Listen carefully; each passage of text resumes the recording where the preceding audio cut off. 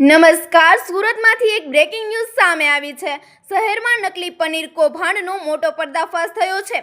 SOG અને પાલિકાના આરોગ્ય વિભાગે સંયુક્ત રીતે રેડ કરતા ડેરીમાંથી 955 કિલો શંકાસ્પદ પનીર સાથે ₹3 લાખથી વધુનો મુદ્દામાલ જપ્ત કર્યો છે। ડેરી સંચાલક કૌશિક પટેલની ધરપકડ કરવામાં આવી છે અને તેની બીજી યુનિટી ઓલપાડ વિસ્તારમાં ચાલી રહી હોવાનું પણ સામે આવ્યું છે। ત્યાંથી બટર, દૂધ, તેલ અને પનીર બનાવવામાં વપરાતું એસિડ મળી આવ્યું છે। પોલીસ તપાસમાં ખુલ્યું છે કે આ નકલી પનીર માનવ આરોગ્ય માટે અત્યંત હાનિકારક છે। આ મામલે વધુ તપાસ ચાલુ છે અને અન્ય સંકળાયેલા લોકોના નામ પણ બહાર આવવાની શક્યતા છે। વધુ સમાચાર માટે જોતા રહો આરપી ગુજરાત ન્યૂઝ રાજકોટ। સુરક્ષિત રહો, ધન્યવાદ।